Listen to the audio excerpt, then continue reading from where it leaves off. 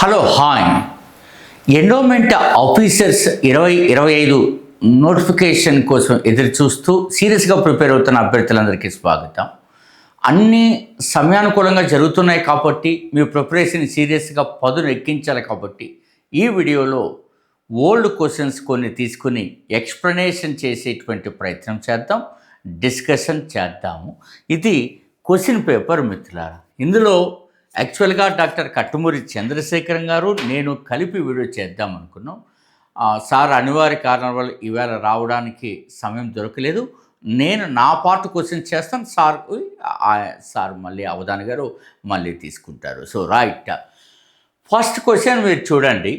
ఈ క్వశ్చను దేవాదాయ చట్టం 1987కు సంబంధించినది.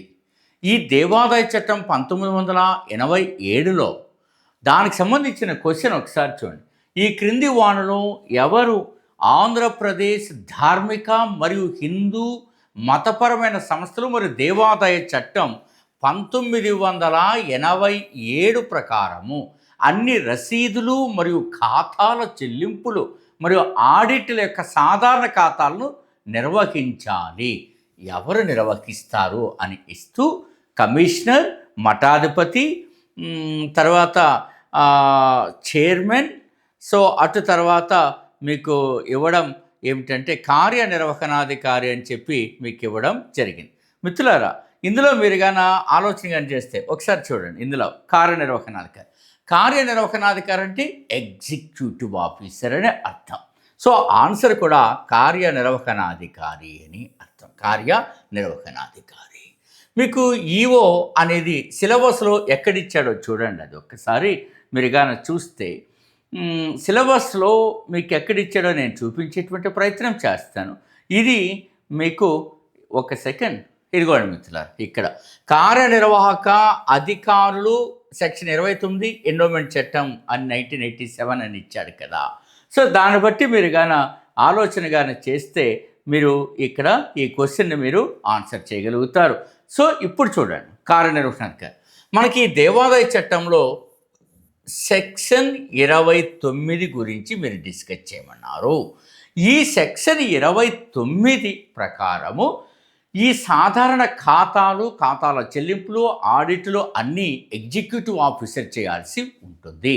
ఇంకా పర్టికులర్గా చెప్పాలంటే సెక్షన్ 29 క్లాజ్ 3 ప్రకారము అనేది మీరు గుర్తుపెట్టుకోవాలి. Clause 3 is the most important.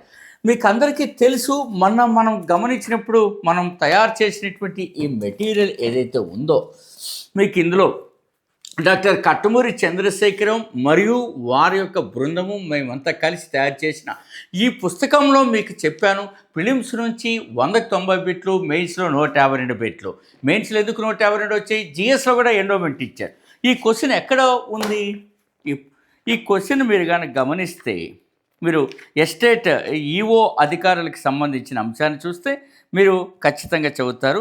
చూడండి, సెక్షన్ PDF 1 అంటే 11వ చాప్టర్లో PDF 1లో ఈ పుస్తకం వాళ్ళు చూడండి. సెక్షన్ 29(3) కనిపిస్తుందో లేదో కానీ నేను ఆ ప్రయత్నం చేసి చివరిలో చూడండి. ఇది ఇంపార్టెంట్.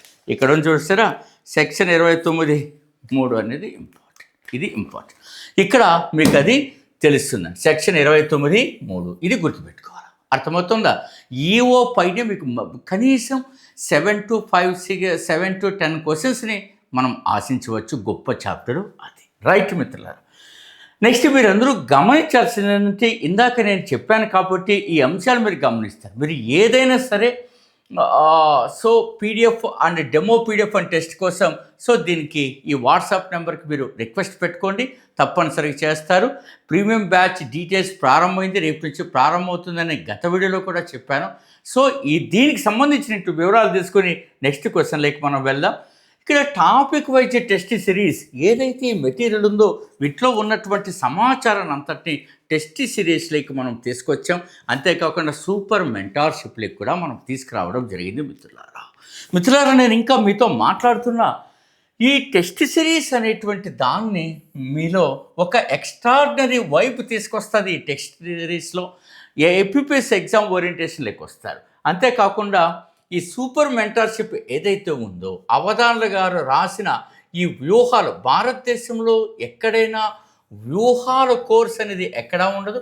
స్ట్రాటజీ కోర్సు రాసి ఉంటారు. ఇప్పుడు ఇందాక ఫస్ట్ క్వశ్చన్ మీరు చూశారు కదా, అందులో ఏం స్ట్రాటజీ రాసింది? కార్యనిర్వహణాధికారి ప్రారంభం నుంచి అతని యొక్క విధులు సెక్షన్ 29 వివిధ క్లాజుల కింద ఏ రకంగా మీరు ఏ ఏ అంశాలు గుర్తుపెట్టుకోవాలో వివరంగా రాసి ఉంటారు. అదే ఈ యొక్క సూపర్ మెంటర్షిప్. ఇది దేశంలో ఫస్ట్ ఆఫ్ ఇట్స్ కైండ్ మిత్రులారా. సో అడ్మిషన్ వేగరంగా మీరు తీసుకోవడానికి ప్రయత్నం చేసి సక్సెస్ అవుతారని ఆశిస్తూ ఉన్నా.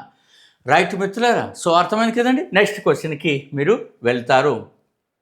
జోన్ ఇనాం భూముల పునఃప్రారంభము ఆంధ్రప్రదేశ్ ధార్మిక మరియు హిందూ మత సంస్థలు మరియు దేవాదాయ చట్టం 1987 యొక్క డాష్లో అంటే ఏ సెక్షన్లో పేర్కొనబడింది? Section 77, section 80, section 79, section 81.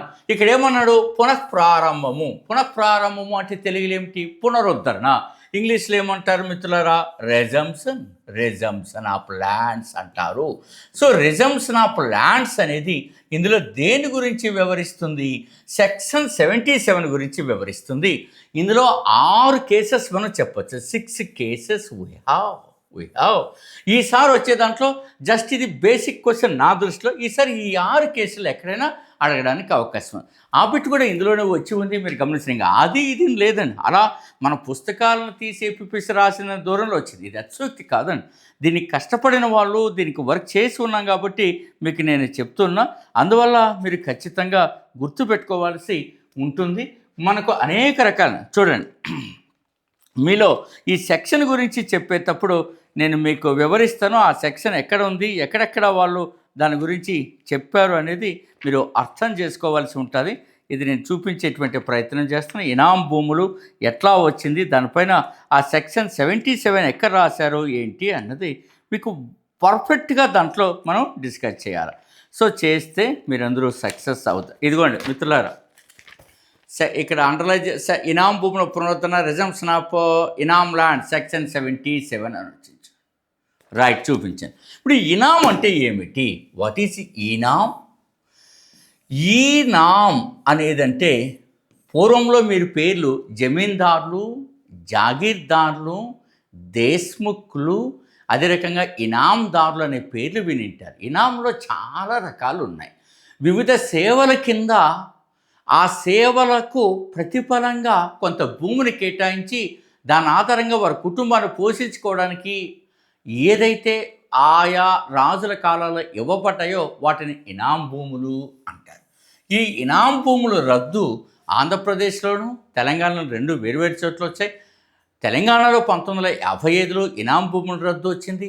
ఆ తర్వాత ఆంధ్రప్రదేశ్లో 1956లో ఇనాం భూములు రద్దు చేశారు. వారికి అర్హతలు ఉన్న వాళ్ళకి పట్టాదారు రైతువారి పట్టాలను కూడా అందజేయడం జరిగింది. అందుకని ఇనాం భూములు కూడా రకాలు కూడా మనం డిస్కస్ చేయాల్సి ఉంటుంది. ఈ రకంగా మీరు ఈ క్వశ్చన్స్ని చూడాలి. యాక్చువల్గా ఇందులో సారు ఇద్దరం కలిసి చేద్దాం అనుకున్నాం. రేపు సారు వచ్చి ఇందులో వీడియోస్ చేస్తారు. అక్కడ నేను కూడా మళ్ళీ మీకు చెప్తాను. సో ఇది ప్రధానమైనది. సో కాబట్టి ఈ రకమైనటువంటి వ్యక్తిగత శ్రద్ధ తీసుకుని ప్రత్యేక పద్ధతిలో నేను మీ అందరి కోసం వర్క్ చేస్తున్నాం. సో మీరు ఖచ్చితంగా ఈ అవగాహన లేని వ్యక్తులు, డైరెక్ట్గా ఈ సబ్జెక్టుతో అవగాహన లేక సంబంధం లేకుండా ఉన్న వాళ్ళు ఎండోమెట్రీని డీల్ చేయడం అంటే అది సాహసం చేసినట్టు అవుతుంది. మనకు ఆధ్యాత్మిక జ్ఞాన శిఖరం అవధాన సామ్రాట్ డాక్టర్ కట్టుమూరి చంద్రశేఖరం గారు శతావధాన అష్టావధాని. మీరు ఇందులో పుస్తకాల్లో కూడా మీరు చూసింటారు. సార్ ఇట్లాంటి బహు గ్రంథాలు రాశారు. నేను 2 చూపిస్తున్నా. శ్రీరామ కథామృతం పేరుతో సార్ రాసినటువంటిది, సీతమ్మ వారి గురించి మైథిలి పేరుతో సార్ రాసినటువంటివి. ఇవన్నీ మీకు చాలా ప్రత్యేకంగా వస్తాయండి మీకు. సో కాబట్టి ఇవి అర్థం చేసుకుని సరైనటువంటి పద్ధతిలో ఆ అనుభవం ఉన్నటువంటి వారి వద్ద చదువుకుంటారని ఆశిస్తూ ఆల్ ద వెరీ బెస్ట్, మీ డాక్టర్ గోపావటి.